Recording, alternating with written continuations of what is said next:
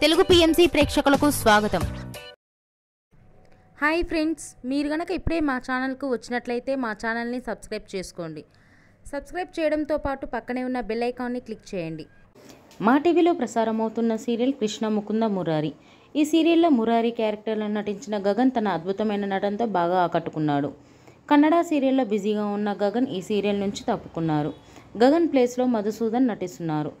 తాజాగా గగన్ తన లేటెస్ట్ ఫొటోస్ని అభిమానులతో పంచుకున్నాడు. ఆ ఫొటోస్ని మనం కూడా చూసేద్దాం.